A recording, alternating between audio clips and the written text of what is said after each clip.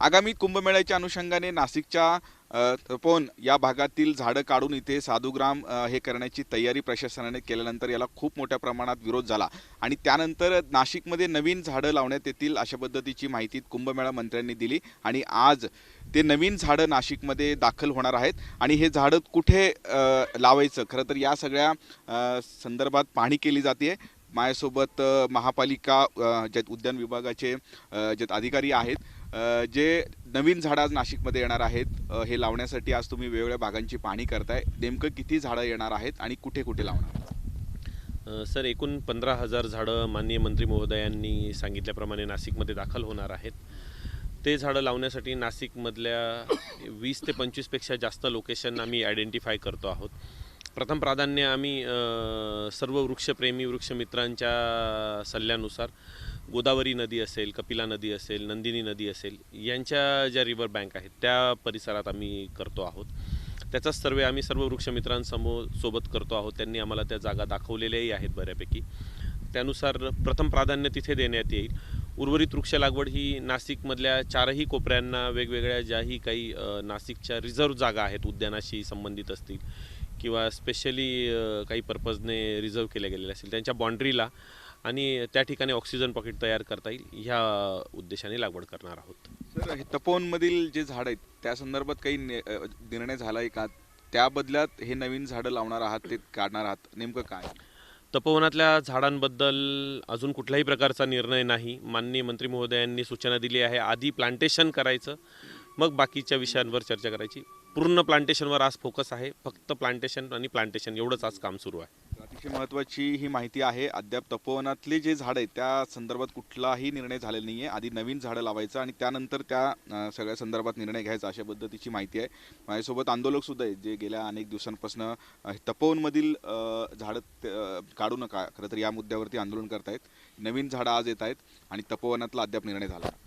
तपोवनातला निर्णय हा वेगळा मुद्दा आणि ते जे झाडं लावतात तर ते आमचा इन्सिस्टन्स होता की गोदावरी आणि तिच्या सगळ्या ट्रिब्युटरीज यांचे रॅपिरियन झोन्स करायचे क्रिएट, जेणेकरून सॉईल इरोजन पण थांबेल, ग्राउंड वॉटर रिचार्ज होईल आणि आपल्या रिव्हरला फ्लो होण्यासाठी मदत होईल।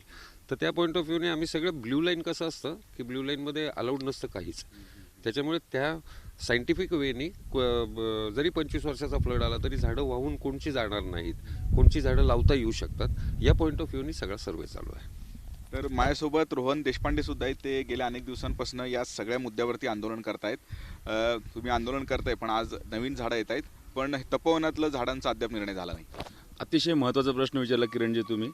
मी अगदी जबाबदारीने सांगू इच्छितो की कालच माझं गिरीश भाऊ महाजन कुंभमेळा मंत्री आणि आमचे नेते यांच्याशी फोनवरती बोलणं झालं आणि मी गिरीश भाऊंना म्हणालो, गिरीश भाऊ आपण हे 15,000 जे झाडं आपण वृक्ष लागवड करतोय याचा आणि तपोवनातल्या झाडांचा कुठलाही संबंध काय आहे का? तर त्यांनी मला स्पष्टपणे सांगितलं की वृक्ष लागवडीचा आणि तपोवनाच्या मुद्द्याचा कुठलाही संबंध नाही। आपल्याला नाशिकचा ग्रीन बेल्ट कसा वाढेल, जास्तीत जास्त त्याचं पर्सेंटेज कसं वाढेल यासाठी आपल्याला पहिला फोकस करायचा आहे। दुसरा प्रयत्न असा आहे की तपोवनातले जास्तीत जास्त झाडं किंवा कुठल्याही प्रकारची तूट होऊ नये यासाठी पराकोटीचा प्रयत्न या ठिकाणी केला जाणार आहे। या माध्यमातून जो काही तिथे जो काही वाद उत्पन्न झालेला आहे, साधुग्रामचे जे काही 10 सर्वे नंबर आहेत, खऱ्या अर्थाने साधुग्राममध्ये वृक्षारोपण वृक्ष कत्तल होते असा जो संदेश गेलेला आहे। काल आमची मान्य आयुक्तांबरोबर बैठक झाली, त्या बैठकीमध्ये स्पष्ट शब्दात आमचं असं डिस्कशन झालं की त्या 10 सर्वे नंबरमधले 9 सर्वे नंबरचा वाद हा पूर्णपणे मिटलेला आहे। त्याच्यातला जो ग्रीन झोन आहे, जिथे रिक्रिएशन सेंटर जे काही टाकलेलं आहे ते देखील त्यांनी हटवलेलं आहे। माईजबद्दलची जो विषय आहे तो देखील त्यांनी त्याचा पुनर्विचार करून ते कुठे शिफ्ट करता येईल यासाठी ते GR काढण्यासाठी प्रयत्न करत आहेत। त्याच्यामुळे नाशिककरांच्या ज्या 3 प्रमुख मागण्या होत्या, एकतर म्हणजे माईस तुम्ही ते करू नका। काल मान्य आयुक्तांनी सांगितलं की आपण माईस एकतर रद्द करू किंवा शिफ्ट करू, ही एक मागणी पूर्ण झाली।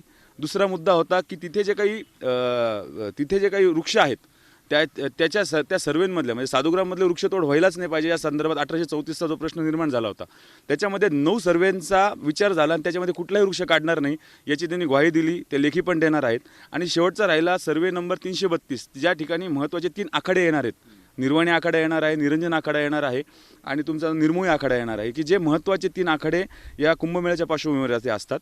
आता त्या 3 आखाड्यांच्या प्रमुखांशी मान्य मुख्यमंत्री मान्य गिरीश भाऊ महाजन यांच्या मार्फत एक योग्य प्रकारे बोलणी करून तिथले जे काही झाडं त्या आखाड्यांमध्ये येत आहेत त्या संदर्भात आम्ही काही पर्यावरण तज्ज्ञ की जे नॅचरल हॅबिटॅटमध्ये खूप त्यांनी चांगलं काम केलेलं आहे.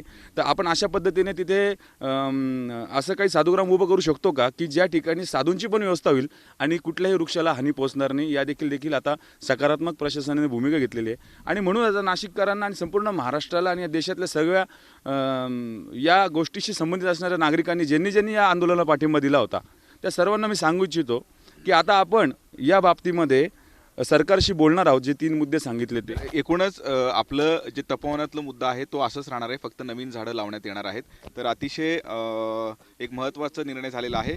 या संपूर्ण भागामध्ये जे गोदावरी नदीच्या बाजूला इथे जे आज नाशिकमध्ये नवीन झाडं येणार आहेत ते लावण्यात येणार आहेत. फक्त जे इथेच नव्हे तर नाशिकमध्ये वेगवेगळ्या भागात अशा पद्धतीनं जे स्पॉट्स आहेत या स्पॉटवरती हे नवीन झाडं लावण्यात येणार आहेत. पण जे प्रामुख्याने तपोवनमधील जो मुद्दा आहे तो झाडांचा प्रश्न आहे तो अद्याप असंच आहे. नवीन झाडं लावण्यानंतर त्या संदर्भात निर्णय घेऊ अशा पद्धतीची माहिती कुंभमेळा मंत्री गिरीश महाजन यांनी दिलेली आहे. त्यामुळे तपोवनमधील झाडांचा जो प्रश्न आहे खरं तर या सगळ्या मुद्द्यावरती काय निर्णय होतो हे पाहणं महत्त्वाचं असणार आहे. किरण गोटूर, जय महाराष्ट्र न्यूज, नाशिक.